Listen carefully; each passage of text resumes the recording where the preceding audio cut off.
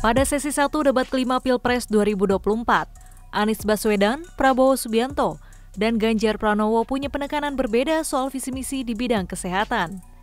Prabowo Subianto, Capres nomor urut 2, yang mendapatkan kesempatan pertama menekankan pada rencana strategis memperbaiki kualitas kehidupan seluruh rakyat Indonesia. Salah satunya melalui pemberian makanan bergizi yang punya efek domino, termasuk menghilangkan kemiskinan. Prabowo juga akan membangun rumah sakit modern di daerah serta mengirimkan anak-anak berprestasi untuk belajar kedokteran, sains, serta teknologi ke luar negeri.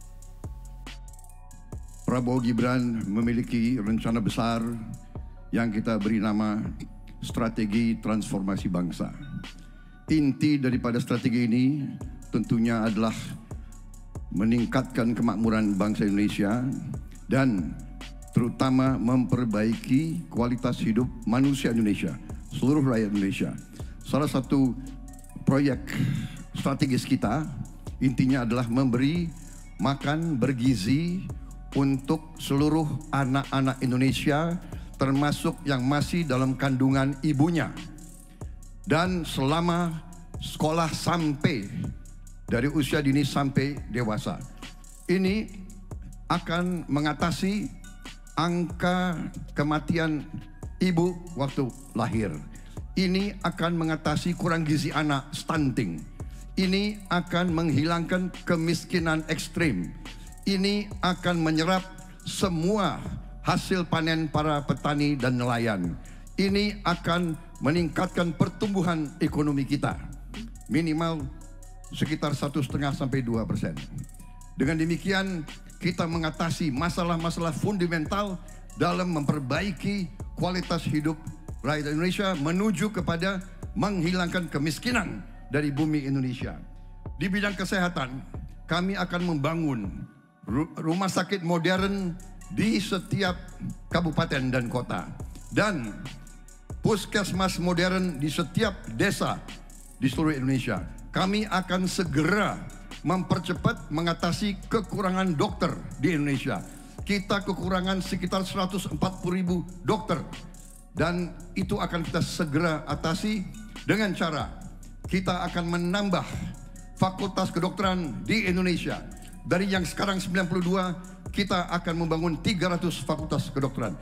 Kita juga akan mengirim 10.000 anak-anak pinter dari SMA, lulusan SMA kita akan beri beasiswa ke luar negeri untuk belajar kedokteran dan 10.000 lagi untuk belajar sains, teknologi, engineering dan matematik, kimia, biologi dan fisika.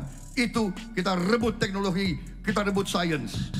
Saudara-saudara sekalian, kita juga akan membangun 3 juta rumah untuk mereka yang belum punya rumah.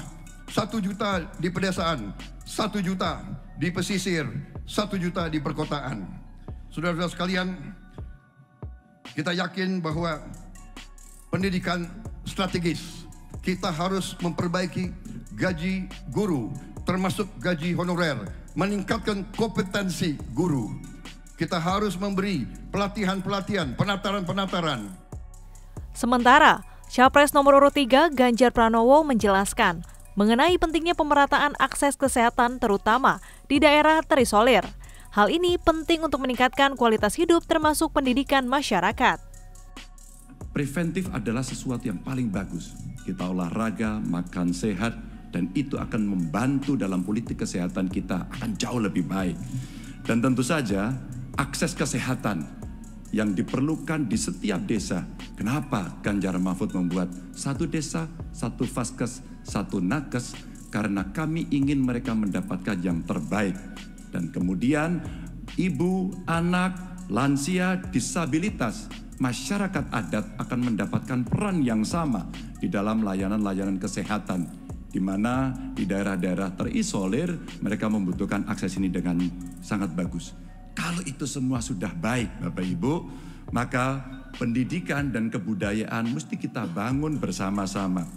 Akses pendidikan yang baik, lebih inklusi, kemudian kurikulum yang mantap, dan tentu saja fasilitas yang diberikan harus bisa memberikan akses terbaik untuk anak-anak didik kita. Termasuk nasib guru dan dosen. Pak Ganjar, perhatikan mereka yang selama ini terpinggirkan. Ada dua yang utama, kelompok perempuan dan yang kedua adalah penyandang disabilitas. Tolong betul agar sekolah makin inklusi dan mereka tidak mendapatkan perlakuan yang diskriminatif. Sehingga kawan-kawan buruh kemarin bertemu dengan saya, tolong Pak, segera review Undang-Undang Cipta Kerja. Karena ini yang perlu mendapatkan keseimbangan dengan nasib kami.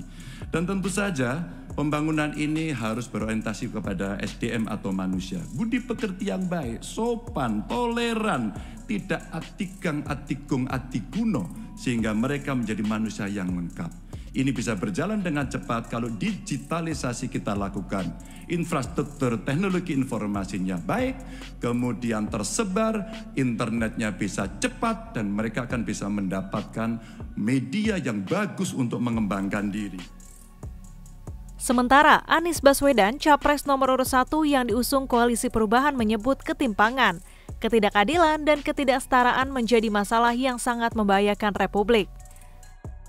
Persoalan terbesar bangsa kita hari ini, Republik kita hari ini adalah ketimpangan, ketidaksetaraan, ketidakadilan. Ketimpangan antara Jakarta dan luar Jakarta, Jawa, luar Jawa, kaya, miskin, desa, kota, pendidikan umum, pendidikan agama, pendidikan kejuruan, dan pendidikan teknis. Ini semua adalah ketimpangan yang hari ini menjadi fenomena membahayakan bagi Republik ini. Bahkan di bidang perekonomian, segelintir orang menguasai sebagian besar perekonomian kita. Ketika Republik ini didirikan, para pendirinya 60-an orang anggota BPUPKI, mereka adalah orang-orang terdidik, mereka adalah kaum yang privilege, tapi mereka mendirikan Republik untuk semua, bukan mendirikan Republik untuk kepentingan dirinya, golongannya, ataupun keluarganya. Apa yang ingin kita capai? Satu, kita akan memastikan hidup sehat dan bila sakit ada pertolongan cepat. Tumbuh cerdas dengan biaya terjangkau, keluarga sejahtera karena upahnya layak, dan bila membutuhkan diberikan bansos sesuai kebutuhannya, bansos plus. Bukan memberikan bansos untuk kepentingan yang memberi, tapi untuk kepentingan yang diberi. Dan warga negara yang bangga dengan negaranya, karena dijaga budayanya dan etikanya dijaga tinggi. Kita menginginkan persatuan karena ditopang dengan rasa keadilan. Persatuan itu tidak mungkin terjadi dalam ketimpangan. Persatuan membutuhkan rasa keadilan. Karena itu misi kami tegas mewujudkan bangsa yang sehat, yang cerdas, yang sejahtera, berbudaya, dan bersatu. Dalam visi misinya, Anies juga menekankan akan memberikan bansos plus sesuai dengan kebutuhan, bukan diberikan untuk kepentingan yang memberi.